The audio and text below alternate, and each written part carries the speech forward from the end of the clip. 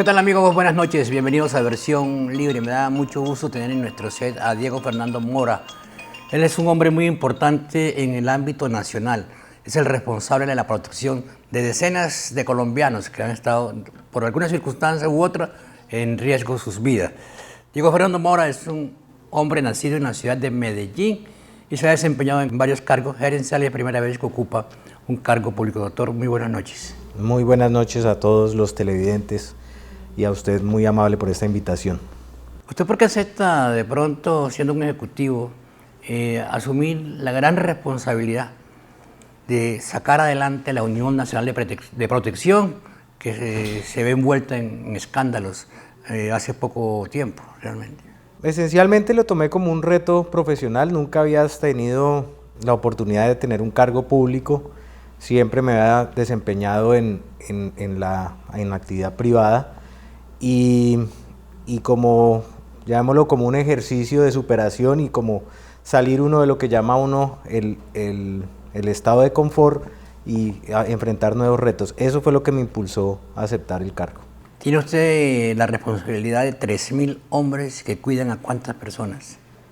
Nosotros tenemos alrededor de 8.500 protegidos, o sea, con algún tipo de medida de protección. Tenemos 3.400 escoltas más o menos, porque pues eso diariamente varía, y alrededor de 3.000 vehículos entre blindados y convencionales, que es lo que operamos en la unidad. ¿Quiénes son las personas más amenazadas en nuestro país? Bueno, el país ha cambiado sustancialmente. Es muy diferente la situación del país hace 20 años, hace 10 años y actualmente.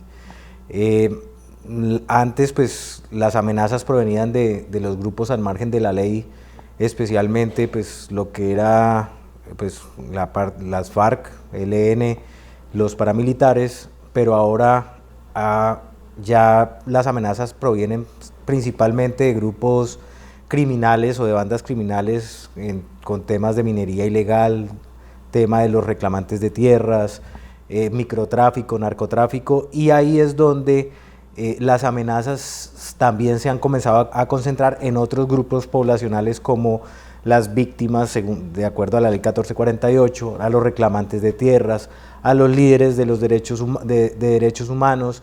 Entonces, y ha bajado pues la amenaza, sin decir que es que ha desaparecido, pues a ciertos grupos que antes eran muy vulnerables en el tema de riesgo y amenaza.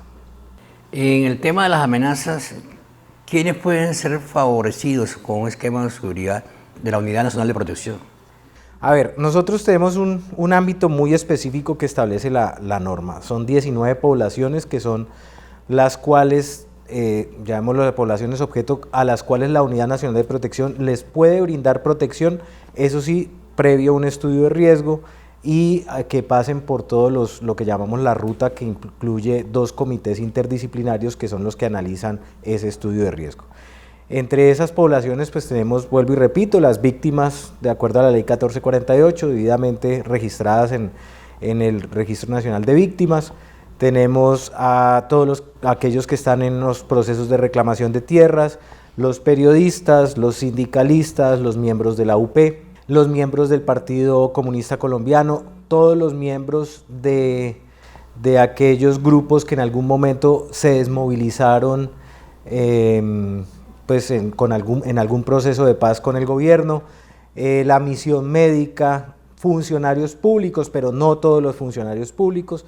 Solo nuestra población directa son concejales y diputados. Ya el resto de funcionarios, o sea, de alcaldes, casi hasta presidente, son responsabilidad de la Policía Nacional y nosotros somos subsidiarios. Los étnicos, que también es un grupo que ha crecido en número de protegidos, estamos hablando de del grupo afro, de los indígenas, etcétera, etcétera. ¿Cualquier ciudadano no puede acceder a un sistema de protección? No, solo aquellos que demuestren pertenecer a uno de estos grupos objeto que están explícitamente en la ley.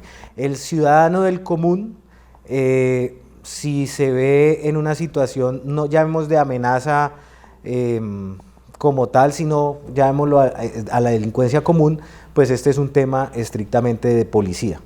El programa de protección está creado es para garantizar la vida, la libertad y pues la libre locomoción de estas personas que por sus actividades diarias pueden ser objeto de amenaza para tratar de que no las ejerzan y coaccionar su rol como líder social.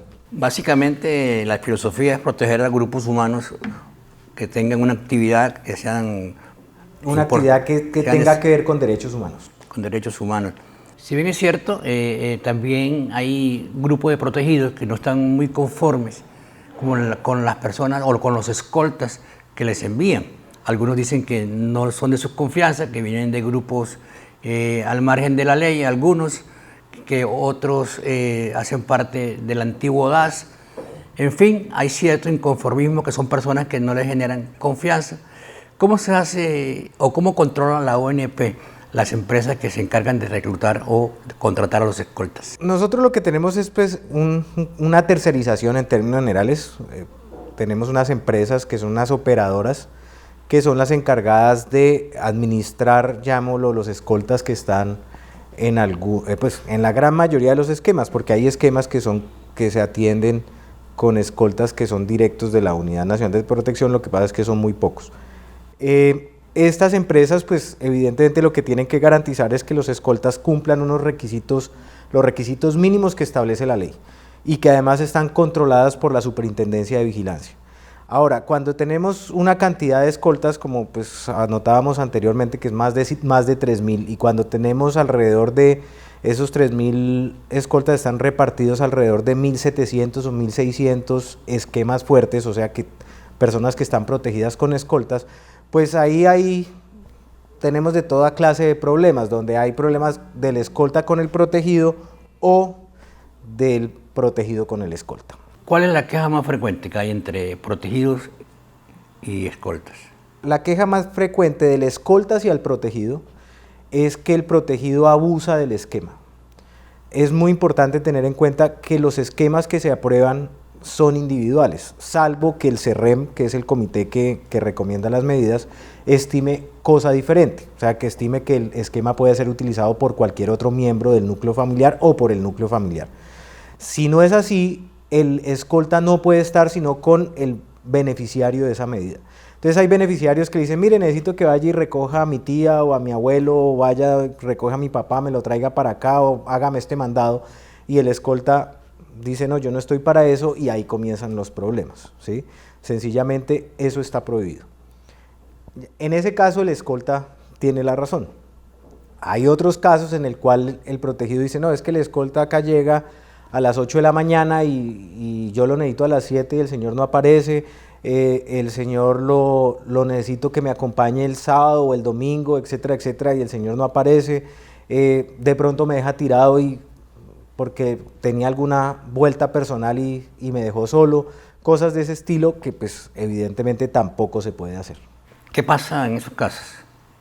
Bueno, cuando hay ese tipo de denuncias hay un grupo especial en la unidad que se encarga de hacer, llamémoslo, una supervisión de la medida, verificar efectivamente cuál es el problema y dependiendo de cuál es la situación, si la situación la está generando evidentemente por un mal servicio del escolta, el escolta se cambia, y si es al contrario, se hace un informe al CERREM sobre mal uso de medidas y el CERREM determina si se levanta o no se levanta la medida, porque la norma establece que cuando hay un mal uso de la medida es causal de que se levante el esquema de protección a esa persona. ¿Así el protegido esté en riesgo?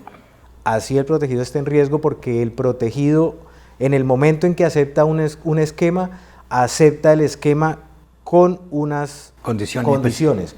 Es claro que así como un protegido tiene unos derechos, también tiene unas responsabilidades. Hacemos una primera pausa y ya continuamos con Diego Fernando Mora. Él es el director nacional o el director de la Unidad Nacional de Protección. La unidad que tiene a su cargo la responsabilidad de la vida de decenas y decenas de colombianos que tienen algún riesgo. De lunes a viernes, de 6:30 a 7 de la noche, y nuestro compromiso es con la verdad, las noticias de las 6:30. Y yo también soy www.lasnoticias.co, nuestro canal web, nuestro canal aliado. Porque usted necesita estar bien informado, nosotros le informamos bien. Ya volvemos.